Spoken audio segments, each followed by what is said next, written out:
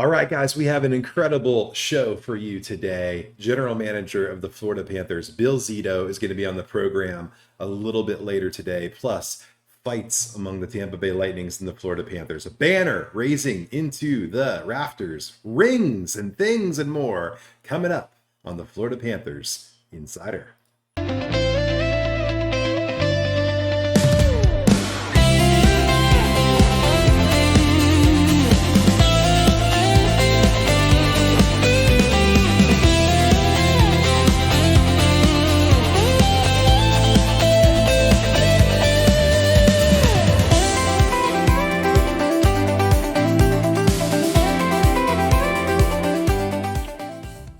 All right, George, it's another edition of the Florida Panthers Insider, and we are here. We are ready. And man, a couple things have happened since last Thursday when we were together.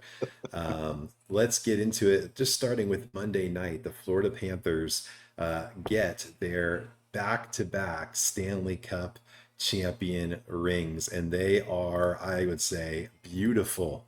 Right? Here's the little thing they showed us with those about the rings.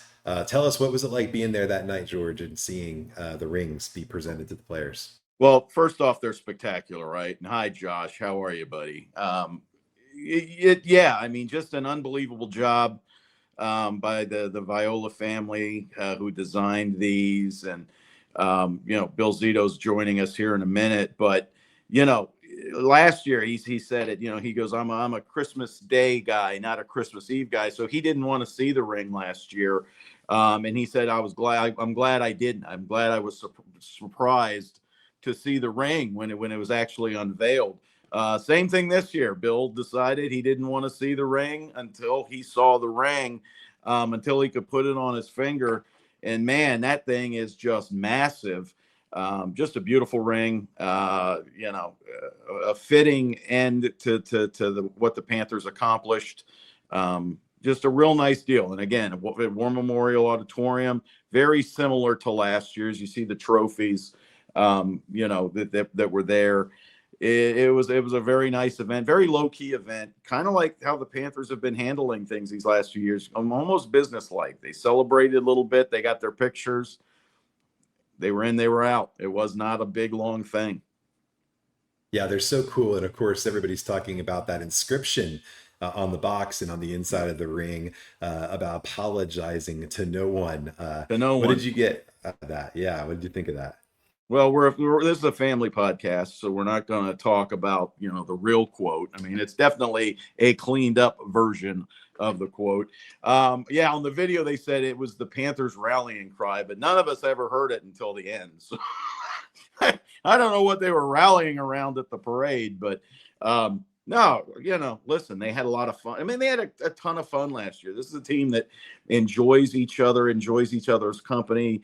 They love that kind of thing. It's an inside joke that we all know about. So yeah, why not? And it's something that, 25 years from now, when these guys open up that box or they're at a dinner, they go to a wedding and they slip on that ring, they'll laugh about that quote that's inside that, they can't miss. Now, it's not on the front of the ring, so nobody will see it but them, and that's what it is. It's for them. As the Panthers were getting their rings handed to them, we take another look at the ring here. Someone else was getting handed. There was another team getting handed suspensions. So talk a little bit about just the craziness with the Tampa Bay Lightning in those final two preseason games. Yeah, so we did our show last week on Wednesday. Florida Panthers visit Tampa on Thursday, 186 penalty minutes for the Florida Panthers and Tampa Bay Lightning up at whatever they're calling it now, the Iceplex, the Ice Forum, whatever, I don't know what it is, in Tampa. And there was a lot of heated moments. AJ Greer goes after Brandon Hagel. We know the history between Hagel and Ekblad. We know the history between the Panthers and the Lightning. And, so Friday, we're talking to Paul Maurice.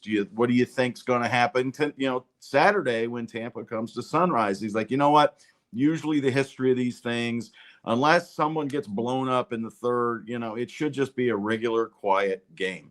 And it was not. The Tampa Bay Lightning bring up 6 minor leaguers from Syracuse. And it was like Slapshot, right? I mean, it was Slapshot all over again. 2 minutes into the game, Aaron Ekblad gets run, 1 match penalty, then nothing but, it was a mess. It was a 3-hour slog of a preseason hockey game. It didn't mean anything to anybody. What did we end up with? 322 minutes of penalties. Insane. 16 ejections. It was the longest exhibition game. They're trying to look at the video after every fight to see who should just toss everybody. Let's just go. You saw the picture, six Lightning players in the box, and they had more coaches on the bench than players at one point. Turns out while we were at the ring ceremony, like you brought it up Monday night, Tampa Bay Lightning, the organization, fined $100,000 because of how they did this. They didn't tell the Panthers who was going to be on the roster. Like, we didn't, usually we get the game roster at about 11 o'clock, 12 o'clock. We didn't get it till 6 o'clock for a 7 o'clock start. So I forget who I asked. I think I asked Lou Serrain, and I was like, when you saw that they brought up 6 guys from the minor leagues, he goes, yeah, we thought something was coming, and something did come. So anyway, Lightning get $100,000 fine for their, for setting this up. John Cooper, coach of the Tampa Bay Lightning, who I think would be a friend of this program. We're going to try and get Cooper on here. He got nailed for $25,000. So, and four Lightning players, 2 got suspended, 1 for 4, 1 for 2. And then 2 guys got fined out of that mess. And it was a long night in Sunrise Saturday. Yeah, definitely a long game. It was a long Evan Rodriguez apologizing to the fans for keeping them there so long. And but he wanted to leave the game. He got a hat trick and he wanted to leave. So right, tells you something about that game. Well, the rivalry is definitely going strong. It's alive and well. Yeah. The good news is that rivalry, as far as last season, is over, because the Panthers on Tuesday at 5 p.m. raised their Stanley Cup champion banner after defeating that Lightning team the previous playoffs. Talk about your experience Tuesday night. The atmosphere. I know Bill's gonna probably talk a little bit about what that meant to him as well. But I'll ask an incredible night.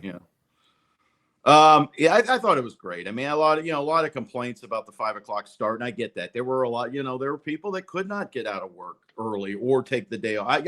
I get that. That sucks.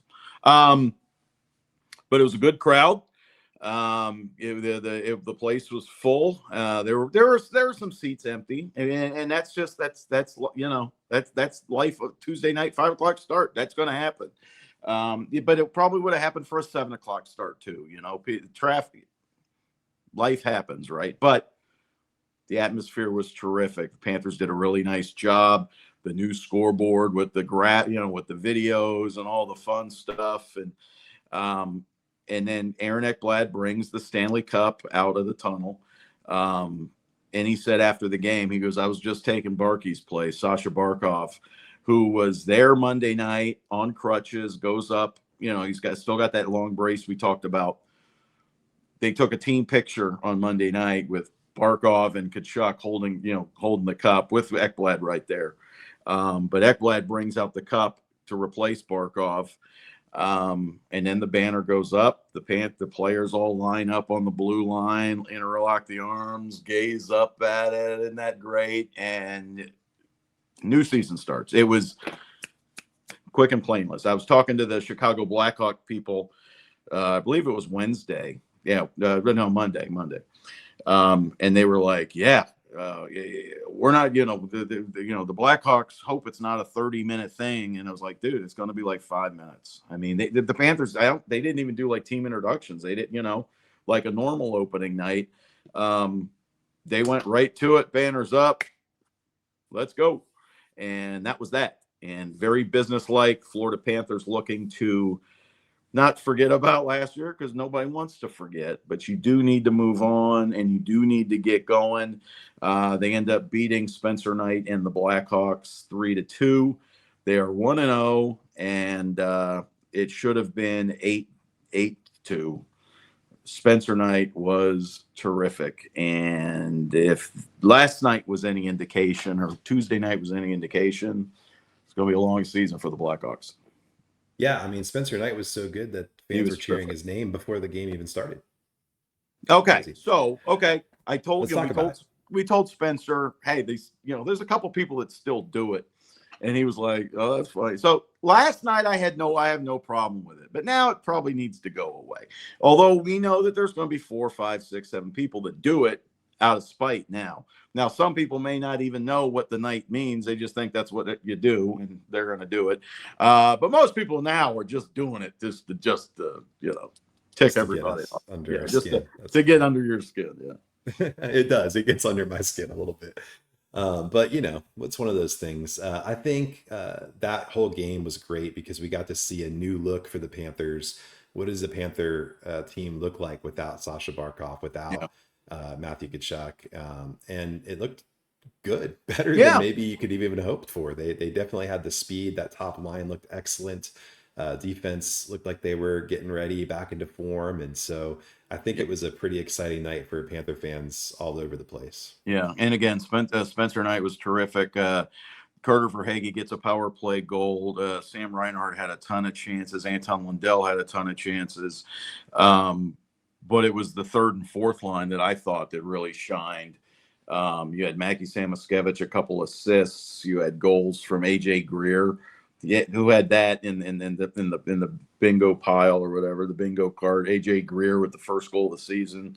Then you had Carter Verhaeghe and Jesper Boquist bunts one in to win it 3-2. But yeah, listen, the Panthers are fine. This is a deep team, and it's going to be a challenge to play, and we're going to talk to Bill about that here in a moment. But they're pretty deep. Well, you brought it up, and I have to say, we know what the people want, right? They don't want this opening act. No, they don't want us. Everybody wants to hear from Bill. They want the general manager of the Panthers. So let's see if we can get him on the line. Let's do it.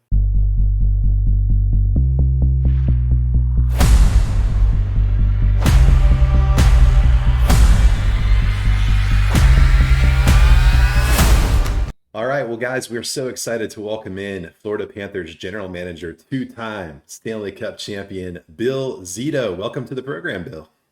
Thank you, Josh. Glad to be here. Thanks for having me, George. Bill, a friend of the program. You were on our last episode back in 2020, the day you were announced as the general manager. Dude, a lot's changed, huh? In those 5 years? Don't get your feelings hurt that I don't remember.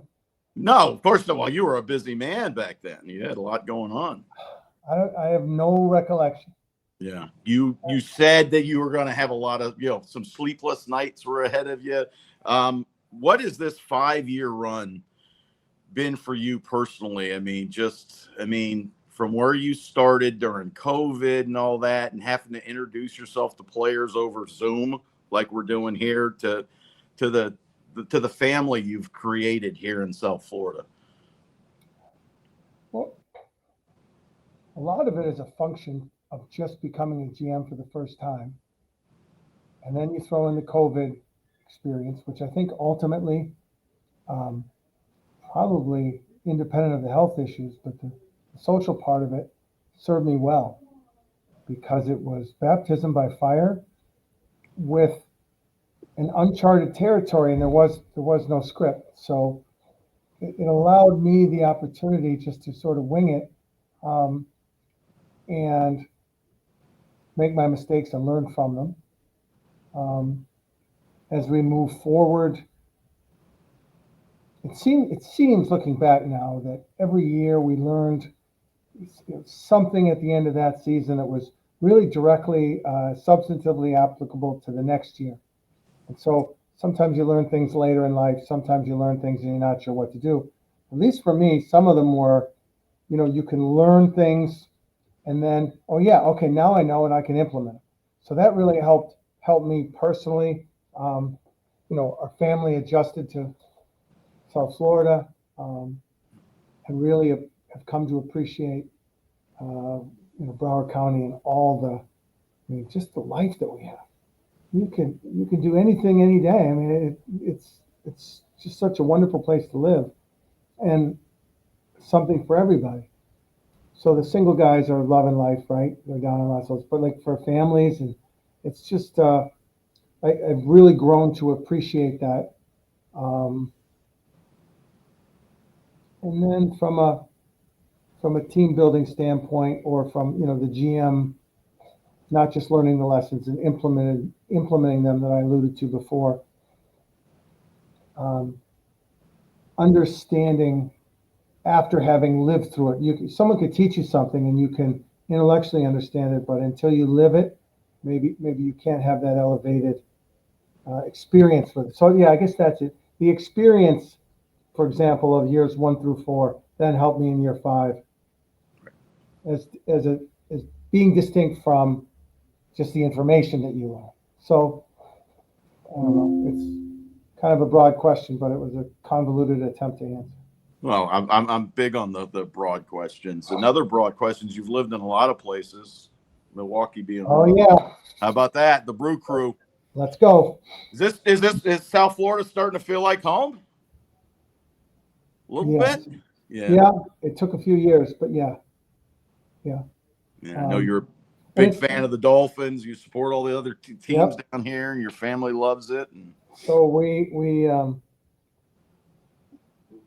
God bless my wife.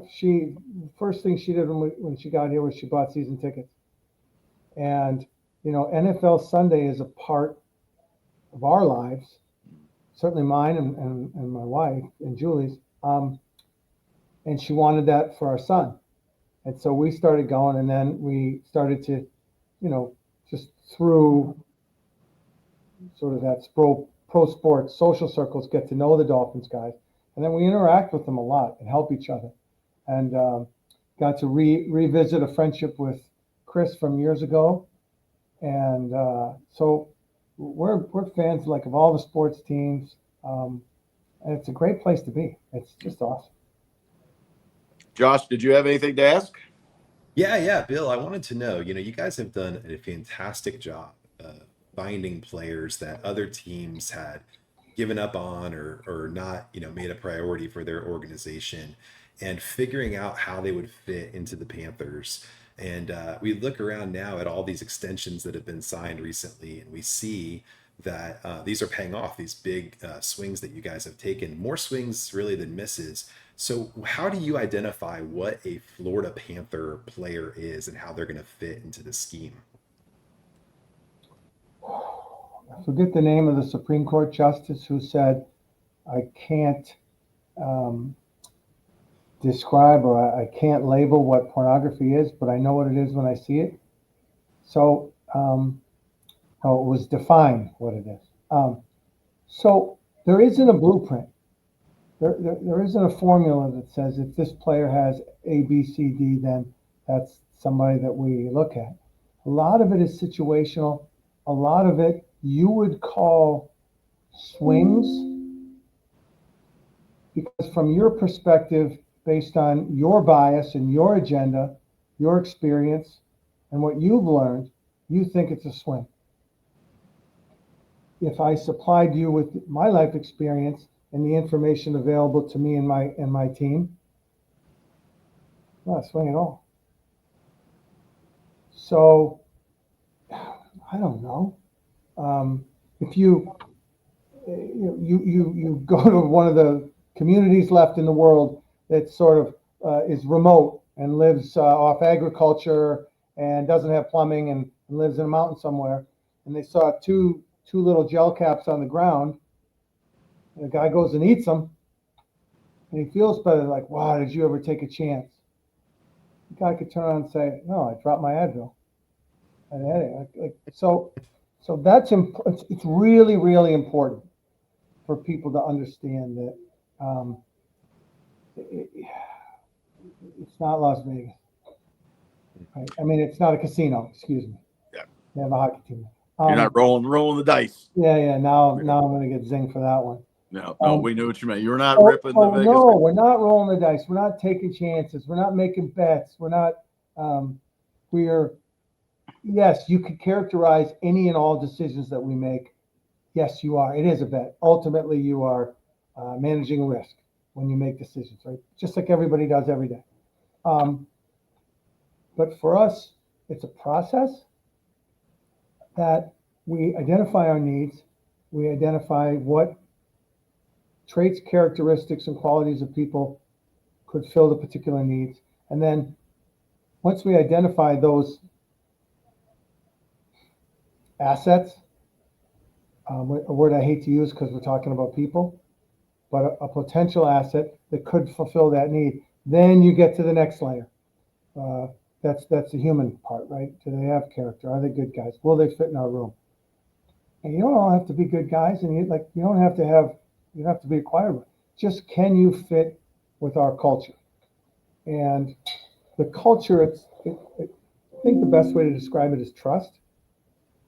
Trust between the players, trust between the players and the coaches, trust between the players and us, trust between the players and ownership, and then just draw all those lines, right? So when you have an environment where that exists, you need to nurture it, right? So when we bring people in, we have to be mindful and we have to protect it. And I think we've done a pretty good job of trying to do that. We'll never be perfect, but we certainly try to protect that culture because it's just a little tiny prick in the balloon burst. And how special is it? The way you guys have things set up, your 14th forward is just as engaged and in this as say Sasha Barkov is. Your 7th, 8th defenseman is just as in it as Aaron Ekblad, Gus Forsling. You don't really see that. There doesn't seem to be a caste system within the Panthers. Now there is, salary and all that good stuff and minutes and all, but in that room, I mean, it's just everybody's the same. Everybody's just zinging each other and having a great time. I mean, you got to love the way just being around that bunch. And I think certainly we're mindful of that as we move forward and make additions, but the genesis of that comes from those players. Yeah. Right. That and you guys both know when you start with a Sasha and you add a Matthew and then the Sams and then all of the guys, that's how they are. So it was dumb luck. Maybe it was we started with a core of it probably starts with Sasha, right? You start with him and he pulls the best out of you. Not because he demands it, but because you don't want to disappoint him. Mm. Because his character is so strong and so readily noticeable that you can't really be around him and not try to be your best. So that translates. And we have our stars really don't have egos. They understand that no individual can do this, that it has to be a team. And use the word family. I do think that exists in that room because they're concerned for each other and sincere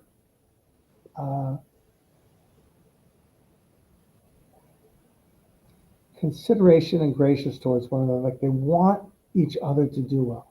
Nobody cares who scores. They don't. No. Like there was one point someone had asked Matthew how many points he had. I don't know. And he didn't. Right. And I know that through the season, I don't know either. It doesn't matter. You watch every game. You know what guys are doing. Are they doing what they're supposed to be? Okay, the points will come. I think Sam Bennett didn't have a goal for how long last year? Right. So in the playoffs. Yeah, I don't know. Yeah. It was pretty good in the playoffs. Yeah, right. If I'd have told you then he's going to win the Conn Smythe, you'd say no way. Right? It doesn't. No one cares. And it's easy to say, and it's easy intellectually to say, okay, I'm going to. But to actually do it, I think that's a blessing, and it's just a testament to those guys. And seeing Sasha Monday night at the ring ceremony, get up there with his guys with the cup, get his ring, all that. Last night with the banner, seeing him on the bench, it's tough to see him because he means so much to everybody, not just on the ice. Off, it's good to see him be a part of all of this, and how. Just what are the emotions like when you see something like that with Sasha and what he means and how much he cares and all that? It's hard to, and I know you guys will appreciate this. I think Keith Yandel said it best. Like when people would first come, he would just watch them and wait and witness them while they figure it out. Is this guy for real? Like they'd see it on the ice and like I knew he was good when I played against him, but I didn't know he was this good. Right. And then they'd see him in the room and the guys would just giggle. And they'd say, that's not real. To see him, it's easy to say that you're, I don't know, I'm trying to pick the right words because I'm absolutely gushing about Sasha. Like who doesn't? I'm not. Who doesn't? It's not even unprofessional as a GM. Yeah, no, at this point. It's a gift and a blessing that we're able to have him around. But I know it meant a lot to the guys to see him there, doing that. He's here every day doing rehab. But if you didn't see us go on the ice, so let's just say like you came to our rink today and we didn't go on the ice, so you didn't see it, you wouldn't know he's hurt.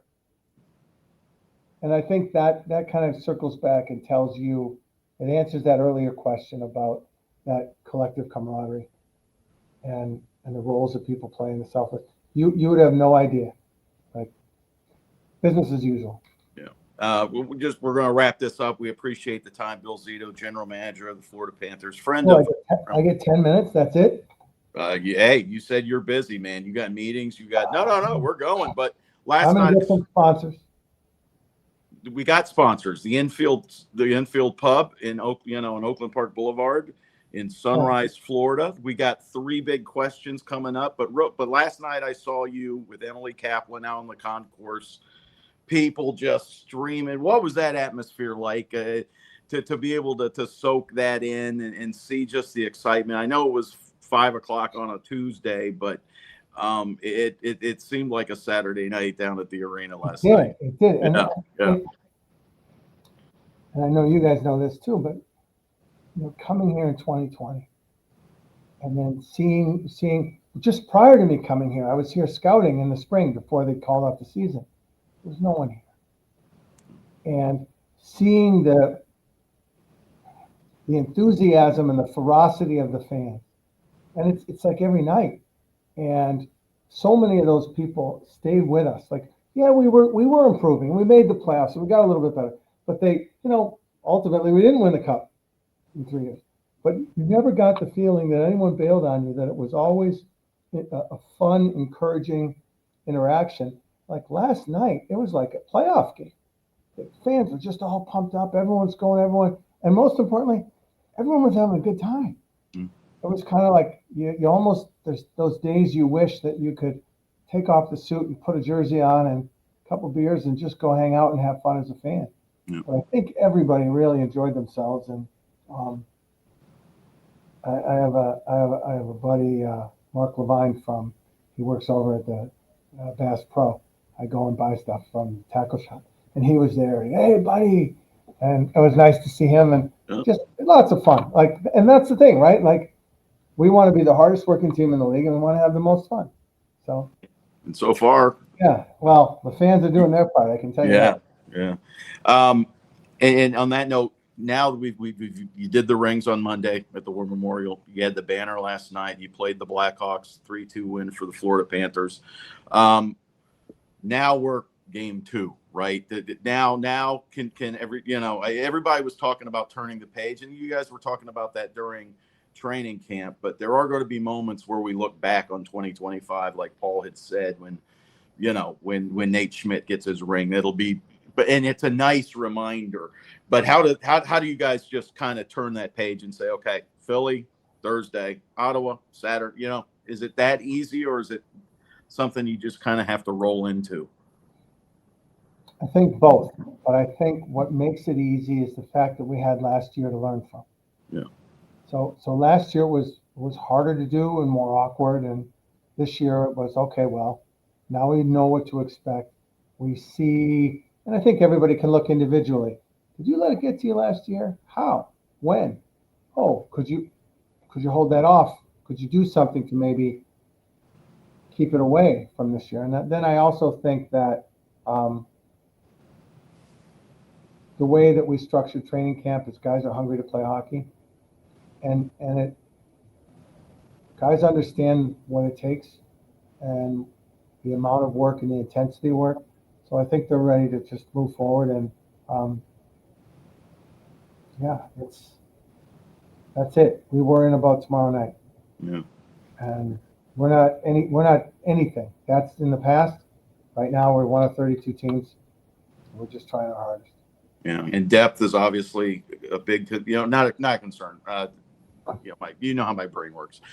You guys are, you have such good depth, and it's going to be shown this season, right? With Matthew Tkachuk is out, that we, Thomas Nosek, obviously Sasha Barkov. How do you feel that your forward group, as it stands right now, can handle this test moving forward? I think we have a luxury of riches. I believe in our guys. Obviously, when you lose those two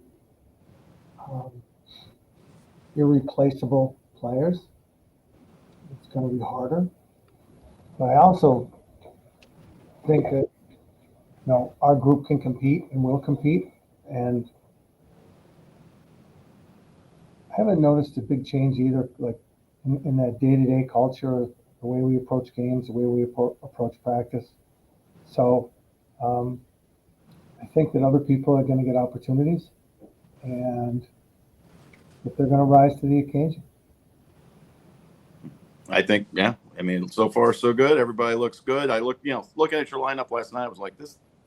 Okay, there's no Barkov, there's no Tkachuk, there's no Nosek, but man, it's a pretty good lineup. Oh, pretty good lineup. Yeah. So from that standpoint, can they absorb it? Yeah, they can. Yeah. Right. Yeah. Do we need some breaks? 100%. Right. I think. And yeah. So the biggest thing for us is going to be to maintain those qualities of play that got us to where we are.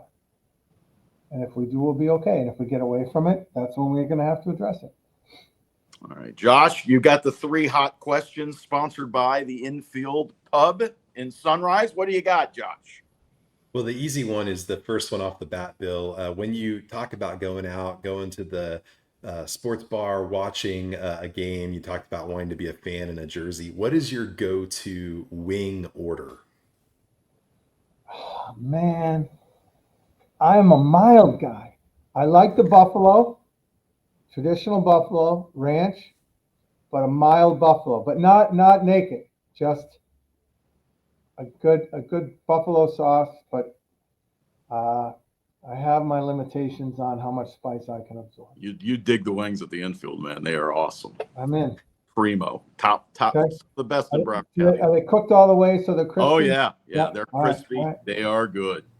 Okay. I wouldn't lie to you, but trust me. Good. You've seen me. I like my wings. I've seen you, and I know you know your way around a chicken. And ranch over blue cheese, Bill. Ranch over blue cheese. Ranch over blue cheese, but I'm not going to poo-poo it. You put the blue cheese in front of me. I had no issues with it. Same way. I'm okay with it. Yep. Go ahead, Josh. Number 2. All right, number 2, favorite childhood sports memory. You've made a lot of childhood memories for some kids this last couple of years. I'm the charmed. I'm the charmed kid. Let me think. Well, my dad's college football roommate was Mike Ditka. So, so we were able, like he was coaching the Dallas Cowboys. He was the tight end coach. So we would go. And then my dad, he played at Pitt. I was actually in high school and I went and saw Dan Marino play for Pitt at Notre Dame Stadium. He had to be a freshman, I think, maybe. I met Franco Harris, I remember, at the Hilton Hotel in Milwaukee because the Packers used to play County Stadium. At County Stadium half their games. And then I scored the two winning goals to win the state championship in Bantams. I remember my first home run in Little League. No, in Senior League, like 13 or 14-year-old. Yeah. But, that's with a Major League fence. Right. We used to have the Senior League World Series. Something, and you're like, oh, my God. Yeah. But I was a bat boy for the Milwaukee Brewers, which is probably a whole podcast in itself. Yeah. Yeah. We are going to do that. We're going to do a whole show just talking about Bob Uecker, talking about, your Brewers in '82 and Robin Yount and the whole bunch. But so yeah, you can imagine. What an unreal run. There were no rules. Like our security was Uncle Wally, who was asleep at the front door on a folding chair pretty much the whole day. And then, like, if we needed help as picking up the bats during the game is about 10% of the job.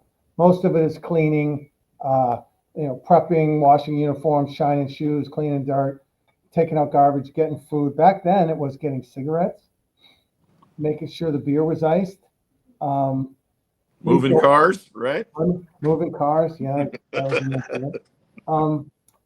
But that experience for me was just surreal. Like you can't. We got to do a show on that one. No, we're going. No, I can't wait. I can't wait to talk. If you're a baseball fan from the '80s, it's like. Yeah, I mean, you ran the gamut. I'll give you. Did I tell you the Reggie Jackson one? I haven't heard the Reggie Jackson one. No. So you also have to help out, so here for the Panthers, we have a guy CJ who goes and helps the visiting team as well, right? So it used to be down the lines, you'd have two kids basically in the bat boy uniform fielding the foul ball, right? Sitting on their little folding chair. Right, in the folding chair. And then one guy would have to warm up and play catch with one of the outfield. So I'm in right field. Reggie Jackson comes out, and the center fielder is playing catch with the left field. Oh, boy. So he gets the ball. I get a ball, right, and I throw it to him. And he's not that far. And he turns and he runs towards center field. And he's far. So he throws one and it's a laser beam. I got it. So I can't get there just like this. So I'm right, launch it way over his head. The right field fans go bananas. Hey! So he goes and he picks it up, lasers it back at me. So I do it again. Over his head. Fans they're going nuts, and I'm terrified. He thinks I'm doing this on purpose, right? So he does it again, and then one more time. So he comes out for the next inning, and I ran out there, and I said, "Listen, I'm so sorry. I'm trying my hardest. I can't get it to you. Can you play catch with the center field?" He said, "No, you can do it. You threw it over my head, so you can certainly get it to me. We're going to do this until you get it, and you're going to get it, and I'm here with you." Reggie, and this is Reggie Jackson, That's Reggie. Yeah, Reggie Bar. It was, so cool, and he did, and then by I don't know, that 6th or 7th inning, I was playing catch with him. That's awesome. So it was so cool, and I don't know. It's good to hear a cool Reggie story. Yeah. Something in the positive vein. He was so kind to us, and Well, always. He and Carl Yastrzemski were like the best tippers. Nice. Yaz was the best. So I've heard nothing but good things about Yaz. Yeah. No, I mean that's one of like 1,000 stories. 1,000, yeah. So I can't wait for that one. That's coming soon, folks. we got to do that. Definitely want to do that. I can't baseball. wait. Can't wait. Bill, last of the 3 burning questions is simply this: what's a book that's had a lot of influence on you? That book maybe that you hand out to other people or recommend, like What's a book that's formed or shaped you in some way?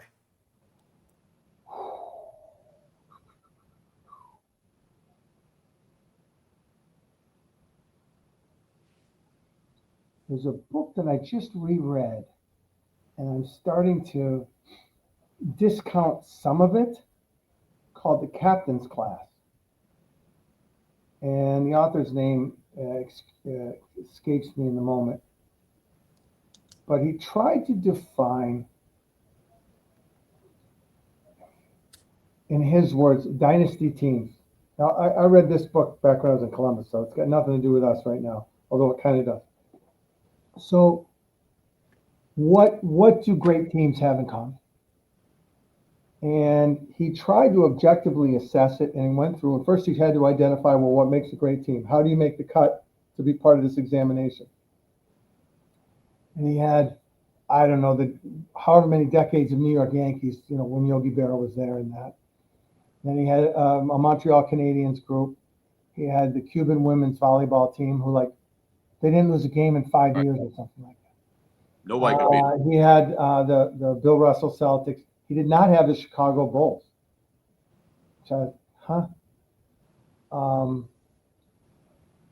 And he went through and he made a cut as to what you had to. He tried to objectively make a cut. There was the All Blacks.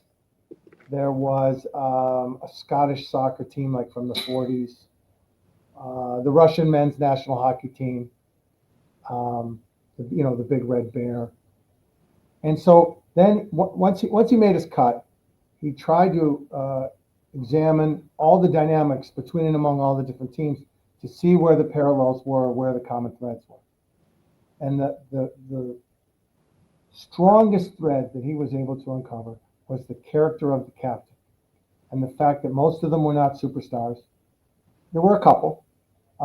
Most of them weren't even necessarily leaders when they got there. Some were, right? But they had these characteristics of compete and of selflessness. That was the main thing. Was these people were servant leaders. Bill Russell, Yogi Berra, right? That they just, people don't understand how good Yogi Berra was. I mean, it's extraordinary how good. People just think of the cartoon and the quotes. Yeah, My they gosh, think of what the a winner. caricature of Yogi Berra. Yeah. He doesn't care. Right. He doesn't care what you think. He's Yogi. And that was, so the premise of the book was this really servant leadership. And so anyway, that's one that I'm not sure that it necessarily changed me, although it did change maybe the way I look at things and help me kind of understand. Yeah. So I wrote it down. I want to check it out. Yeah, I try to apply it to here, but no, Sasha's a superstar. Yeah.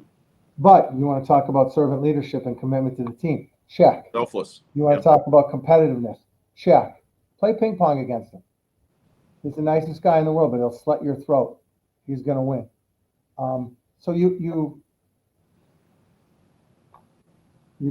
understand what I'm getting at. So yeah. It's a great read. Lots of fun. You learn tons about maybe some sports or some things you didn't know. There was a woman whose name escapes me who was the captain of the Cuban national of the women's volleyball team, and they hadn't lost forever, and they were losing, and so she started screaming names at the other team. This is in an era where you didn't do that, particularly in women's volleyball, ugly, vile things, and it totally rattled the other team. Just completely threw them off, and they're like, well, what's going on? And then Cuba came back and beat them. Someone asked her what she did. She said, I'll tell you what I did. I won.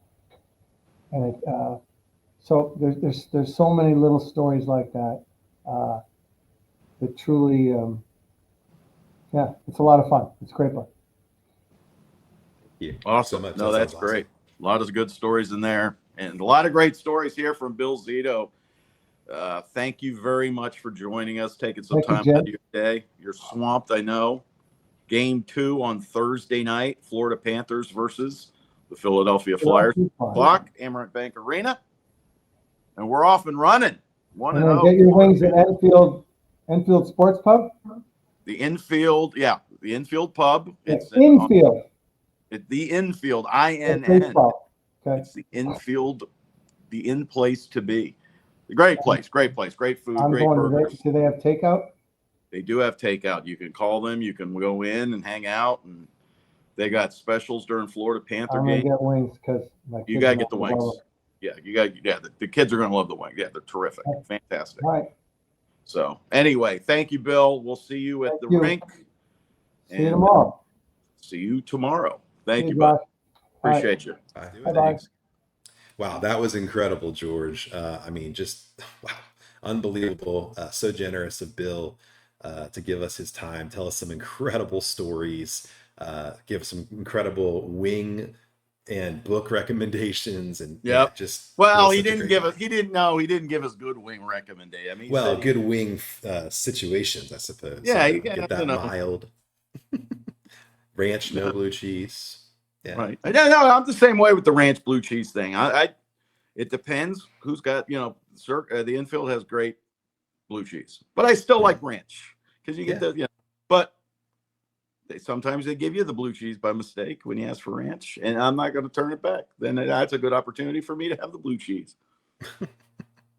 Well, what an incredible interview. Hopefully fans Bill, get to know Bill. Listen, and that's what, dude, I'm telling you. That's what we deal with all the time with the Panthers. You go to, you're just hanging around, but and Bill's, and he starts telling stories about all this stuff, and you're like, I never heard that before. I never heard that about Reggie. I've never heard him tell that Reggie Jackson story. That's a great one. Crazy. But yeah, we are gonna do that Florida Panther Milwaukee Brewer hybrid show. Yeah, I mean, a lot of people out there don't know that he was a bat boy for the '82 Milwaukee Brewers that went to the World Series. A great team, and he was part of that, and that kind of spurned on how he wanted to get into to scouting and management and all that kind of stuff. So, definitely those years with the Milwaukee Brewers kind of shaped Bill Zito. So yeah, we'll talk about that. But he's great to deal with, and very very grateful that he took the time to do that.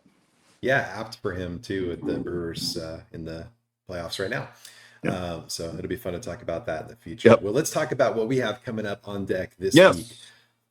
Just a couple of games left for this NHL first week of the season. Why don't you tee those up for us a little bit? We've got Thursday night.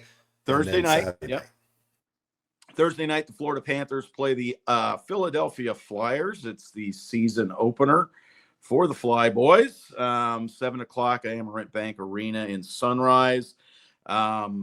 We're going to find out, it's going to be maybe a new look Flyer team. Rick Tocchet now taking over the Flyers after some success there in Vancouver. So we'll see what the Flyers have to bring. They really have given the Panthers all they can handle the past couple of years. They've got a good young team. Tippett still, Owen Tippett is, really kind of coming into his own in Philadelphia. I think it'll be interesting. I think Daniil Tarasov makes his Florida Panther debut on Thursday. I haven't gotten that confirmation from anybody, but it just seems that way. You play him against Philadelphia because Saturday, Florida Panthers play host to the Ottawa Senators, an Atlantic Division rival, I guess, team. And a team that's was a playoff team last year. So I think you go with Tarasov on Thursday, you go back to Bobrovsky on Saturday, and then you're on the road, and that's that. A little bit of a brotherhood rivalry there with Matthew and Brady as well. Yes, the Kachuk Bowl is going to be missing a piece, but yeah. Speaking of that, we watched a little bit of that NHL Face-Off on Amazon. Yeah, it's really good last weekend. Yeah. Really good. So if you haven't got a chance to check that out, and you like the Panthers, there's a whole episode, The Rat Kings, that's about Brad Marchand, Matthew Tkachuk. Yeah. And the very first episode is all about the Four Nations Face-Off. Some really good stuff. Yeah, I haven't. I got this. I got the screener from the NHL. They said, hey, you want to watch this so you can write about it? So they didn't send me episodes 1 through 5, but they did send me 6. So I was able to watch that about Brad Marchand and Matthew Tkachuk, and just seeing all the stuff that Matthew Tkachuk went through that we kind of we heard. We're not behind the scenes for that kind of stuff. But we had heard, like, dude, this is a serious injury that he's coming back from. And so it worked out, it's good stuff. Yeah, really good. So lots going on in Pantherland. Lots going on this week. We'll see lots of friends at the games, I'm sure. But we're going to go ahead and wrap up this episode. We think we gave you guys a pretty awesome meal with this podcast. This was not a snack, right? This was right. was the whole meal. Yeah, this was the whole shebang. Yeah. So thanks, guys. Thank you guys for episode. Yeah. Yeah. So thank you guys so much, Panther Nation. And George, I'll see you next week. We'll be back. Yeah. Together. Thank you, Josh. Appreciate you, man. Take care, guys. everybody. We'll see you next time. Go Cats.